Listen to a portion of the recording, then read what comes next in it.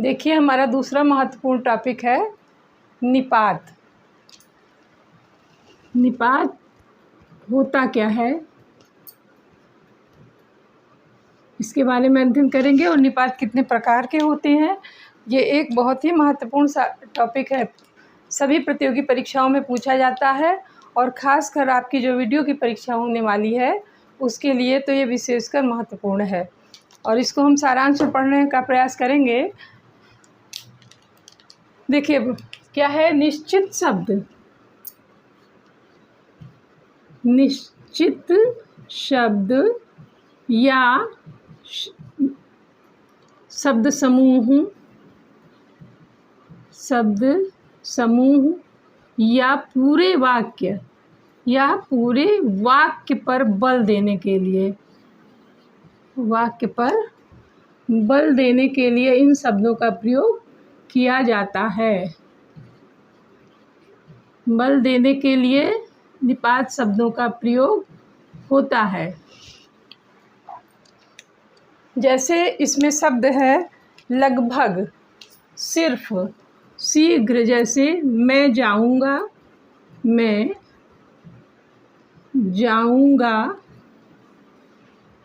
अब यहाँ पे हमने बोला क्या मैं जाऊंगा,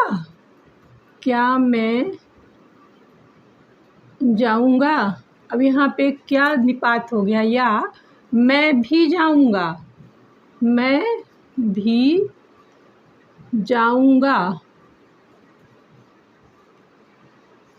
तो ये यहाँ पे क्या और भी जो है ये निपात शब्द है। तो इस तरह से शब्द समूह में या पूरे वाक्य पर निश्चित शब्द पर बल देने के लिए जिन शब्दों का प्रयोग किया जाता है वे सभी निपात कहलाते हैं। इसी तरह से अन्य शब्द हम देखते हैं, जैसे लगभग हो गया, सिर्फ हो गया, सिर्फ 2 रोटी, या लगभग 4 किलो चीनी। मैं शाम तक जाऊंगा, मैं भी जाऊंगा, वह भी खेलेगा, काश मैं जा पाता।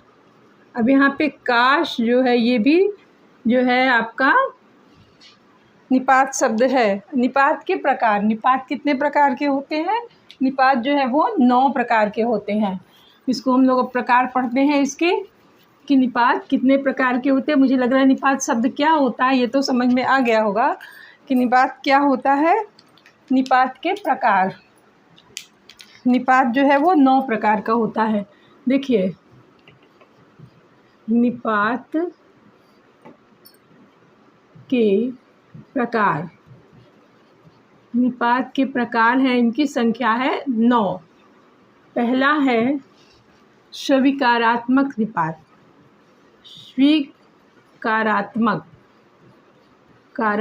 स्वीकारात्मक मतलब कि किसी बात को स्वीकार करना या मान लेना। तो यहाँ पर क्या होगा, ऐसे शब्द कौन से हैं? जी हाँ और हाँ। हाँ मैं ऐसा कार्य करूँगा, हाँ मैं आपकी बात मानूंगा, जी हाँ मैं जाऊँगा। दूसरा है आपका नकारात्मक निपात। नकारात्मक निपात में आएगा कि नहीं, मैं नहीं जाऊँगा, नहीं शब्द का प्रयोग होगा। उसके बाद अगला शब्द आपका आएगा, अगला है निषेधात्मक।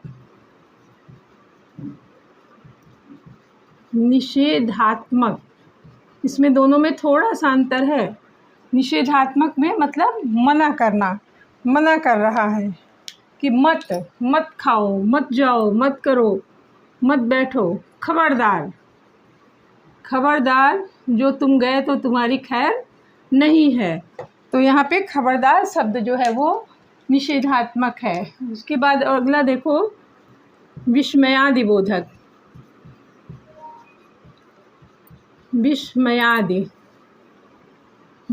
निपात। विस्मयादि बोधक में आएगा काश मैं जा पाता, काश कि मेरा भी प्रमोशन हो जाता, काश और क्या, क्या मैं जा पाऊँगा, क्या प्रश्नवाचक में भी आएगा, देखिएगा। उसके बाद है प्रश्नवाचक, प्रश्नवाचक निपात। प्रश्नवाचक में आएगा क्या, कहाँ, कब, क्या। उसके बाद देखो बल प्रदायक, बल प्रदायक यानी कि किसी शब्द पर बल देना, जैसे हो गया ही, केवल, तक, पर, सिर्फ, भर, तो, ही, केवल, तक, भर, सिर्फ, तो, इस तरह के शब्दों का प्रयोग बल प्रदायक। उसके बाद देखें तुलनात्मक, अवधारणा बोधक और आदर सूचक। तुलनात्मक, अवधारणा बोधक, अवधारणा बोधक और आदर सूचक। आदर सूचक निपात में कौन से शब्द आएंगे, तुलनात्मक में कौन से आएंगे और अवधारणा, जैसे सा, चांद सा मुखड़ा, गेंद सी, गेंद सा फल। तो इस तरह के शब्द जो हैं जहाँ पर किसी वस्तु से किसी वस्तु की तुलना की जाएगी वहाँ पर तुलनात्मक निपात होगा। अवधारणा बोधक में हो गया ठीक, ठीक, करीब, करीब 10 बजे आऊँगा, लगभग 2 किलो चीनी है, तकरीबन,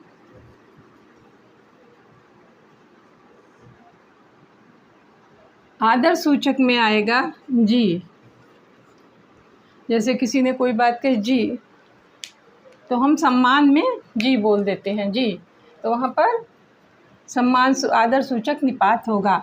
अब इसके बाद देखो हम कुछ प्रश्न हम लोग देखते हैं कि एग्ज़ाम में किस तरह के प्रश्न निपात से संबंधित आते हैं।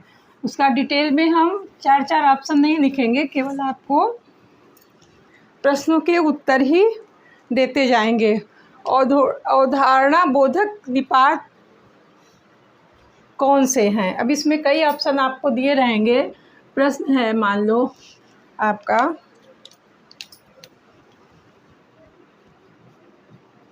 प्रश्न है अवधारणा बोधक निपात कौन से हैं? अवधारणा बोधक निपात कौन से हैं? अब इसमें 4 ऑप्शन होगा जिसमें तीनों निपात भी दिया जा सकता है, अवधारणा बोधक हो और आपको उत्तर में आगे पूछा हो सभी, उपयुक्त सभी। तो यहाँ पे जब उपरोक्त सभी लिखा हुआ होगा या सभी लिखा हुआ होगा तो सब पर निशान लगाएंगे, या अगर अलग अलग तरह का दिया है और एक ही अवधारणा बोधक दिया है तो उसमें छांट करके आप अवधारणा बोधक लगाएंगे। तो इसमें कौन कौन सा हो जाएगा? अभी हम लोगों ने पढ़ा था ना, ठीक, करीब, लगभग, ठीक, करीब, ये सारे जो हैं और लगभग। अब इस तरह से दे करके आपको अगर सभी दे दिया गया तो वहाँ पर आप सही में निशान लगाएंगे। अब दूसरा प्रश्न है आपका, फूल केवल सजा कर रखने की वस्तु है, सजा कर रखने की वस्तु है। फूल केवल सजा कर रखने की वस्तु है। अब इस वाक्य में आपको क्या बताना है? निपात बताना है। क्या बताना है? निपात शब्द बताना है।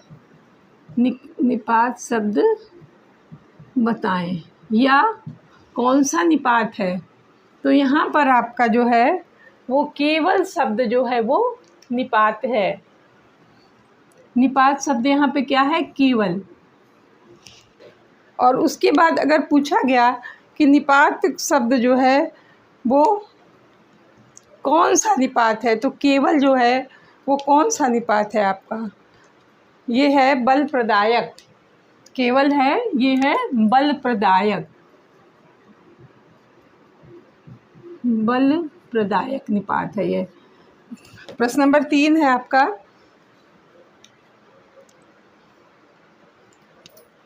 दूसरे तरह का प्रश्न भी दिया जा सकता है।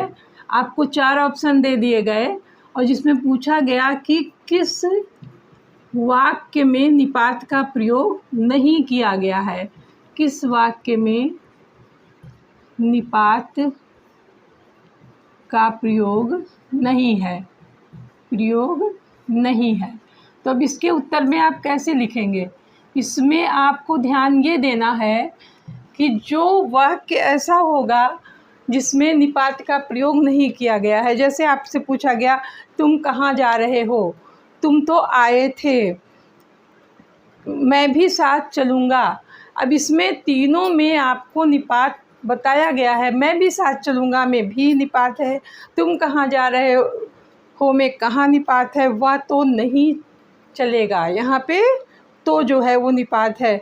और उसके बाद चौथा वाक्य अगर है वह पढ़ाई कर रहा है, तो यहाँ पर वह पढ़ाई कर रहा है, इस वाक्य में कोई निपात नहीं है। वह पढ़ाई कर रहा है, इसमें निपात शब्द का प्रयोग नहीं किया गया है। चौथा प्रश्न देखो। चौथे प्रश्न में है नकारात्मक निपात की पहचान कीजिए। नकारात्मक निपात की पहचान कीजिए। अब देखिए हमने क्या बताया है आपको, नकारात्मक और निषेधात्मक दो अलग अलग है। नकारात्मक निपात की पहचान कीजिए, पहचान कीजिए। अब ये आपका प्रश्न है, नकारात्मक निपात का पहचान कीजिए। अब यहाँ पे अगर आपको दे दिया गया मत भी लिखा है और मत भी लिखा है और नहीं भी लिखा है, दोनों लिखा हुआ है, एक मत लिखा है और एक नहीं लिखा है, तो यहाँ पर कौन सा नकारात्मक निपात होगा? अब इसको आप देखें कौन सा नकारात्मक होगा। जी नहीं, यहाँ पे जी नहीं जो है ये नकारात्मक निपात होगा। मत जो है वो निषेधात्मक है, इसलिए इसको दोनों को थोड़ा सा मामूली सा अंतर है, इसके अंतर को ध्यानपूर्वक समझिए। उसके अगला प्रश्न देखते हैं। अगला प्रश्न है कि स्वीकारात्मक निपात कौन सा है। अगला प्रश्न है स्वीकारात्मक निपात कौन सा है, कौन सा है। अब स्वीकारात्मक में हम लोगों ने क्या पढ़ा है? हमने पढ़ा है स्वीकारात्मक में हाँ, जी हाँ। तो इसमें अगर हाँ आता है तो हाँ होगा, और जी हाँ लिखा है तो जी हाँ होगा इसका उत्तर। ये है स्वीकारात्मक निपात। उसके बाद अगला देखो प्रश्न नंबर 6। प्रश्न नंबर 6 हम लोग देखते हैं। उसकी कीर्तन से लौटने की आशा भी नहीं थी। अब इसमें उचित निपात आपको छांटना है। उसकी कीर्तन से लौटने की आशा भी नहीं थी। कीर्तन से लौटने की आशा भी नहीं थी। अब यहाँ पर आपको क्या बताना है, निपात बताना है कि निपात यहाँ पर कौन सा है, निपात बताना है। तो यहाँ पे कौन सा निपात है? अब यहाँ पे हमारा जो है वो भी जो है ये निपात है। इसका सही उत्तर होगा भी जो है ये निपात है। अब चलें हम और दूसरे प्रश्न लिखते हैं। तो इस तरह से हम लोगों को अच्छे से समझ में आ जाएगा कि कौन सा शब्द निपात है। दो तरह के प्रश्न आएंगे, एक तो आपको वाक्य दिया रहेगा, उसमें निपात छांटना रहेगा कौन सा निपात है, या फिर वाक्य दिया है और उसमें पूछ लिया गया कि इसमें कौन सा वाक्य ऐसा है जिसमें निपात का प्रयोग नहीं किया गया है, या फिर 3 वाक्य दे दिए गए बिना निपात वाले और एक दे दिया गया निपात वाला। तो आपको बताना है कि किस वाक्य में निपात है। अगला प्रश्न देखिए, काश आज बारिश हो जाए। काश आज बारिश हो जाए। काश आज बारिश हो जाए। अब इसमें आपको निपात के प्रकार बताने हैं। अब इसमें कई शब्द मान लीजिए दे दिया गया, काश दे दिया गया, आज दे दिया गया, बारिश दे दिया गया, और फिर बताया गया कि कौन सा शब्द निपात है। तो निपात तो आपका काश है, और अगर उसका प्रकार पूछा जा रहा है कौन सा निपात है, ये मान लीजिए दे दिया गया कि काश कौन सा निपात है, तो ये है आपका विस्मयादि बोधक। विस्मयादि बोधक। विस्मयादि बोधक चाहे शब्द हों या जहाँ भी विस्मयादि बोधक शब्दों का प्रयोग होता है वहाँ विस्मयादि बोधक विराम चिन्ह का प्रयोग अवश्य होता है। तो जिस भी टॉपिक से संबंधित हो, जहाँ भी विस्मयादि बोधक पूछा जाए वहाँ अगर ये विस्मयादि बोधक चिन्ह लगा है तो वही शब्द जो है वो विस्मयादि बोधक होगा। अगला देखो, झूठ मत बोलो में किस प्रकार का निपात है? 8वां प्रश्न है, झूठ मत बोलो में किस प्रकार का निपात है? किस प्रकार का निपात है? इसमें किस प्रकार का निपात है? तो मत जो है वो मत है, ये निपात है, और ये है आपका निषेधात्मक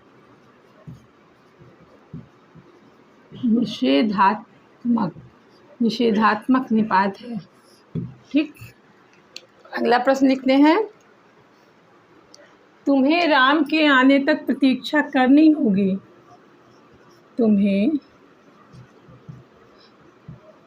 राम के आने तक प्रतीक्षा करनी होगी। अब यहाँ पर जो है कौन सा शब्द निपात है और किस प्रकार का निपात है? तो तक जो है ये आपका निपात है, तक जो है ये निपात है, और ये किस प्रकार का निपात है? ये है बल प्रदायक निपात है। उसके बाद एक प्रश्न और देखते हैं, किस वाक्य में निपात का प्रयोग हुआ है? 10वां प्रश्न है आपका, किस वाक्य में निपात का प्रयोग हुआ है? निपात का प्रयोग हुआ है। अब इसमें 4 वाक्य आपको दे दिए गए, तो निपात चिन्ह आपको पता है। जैसे दे दिया गया, तुम पढ़ रहे हो, सीता बाजार जा रही है, वह आ तो रही है, मैं घर जाऊंगी। तो इस चारों वाक्य में एक वाक्य बोला गया, मैं आ तो रही हूँ। क्या कहा गया? मैं आ तो रही हूँ। अब यहाँ पर बल दिया गया कि मैं आ तो रही हूँ, तो जो है ये निपात है। तो इस तरह से हमने 8-10 प्रश्न के माध्यम से आपको निपात समझाने का प्रयास किया, और इसी तरह के प्रश्न आएंगे। कन्फ्यूजन की कोई ज़रूरत नहीं है, एकदम बस 9 प्रकार आप पढ़ लीजिए। निपात के 9 प्रकार हैं। निपात है क्या? जो शब्दों पर बल देने के लिए शब्द प्रयोग किए जाते हैं या शब्द समूहों पर बल देने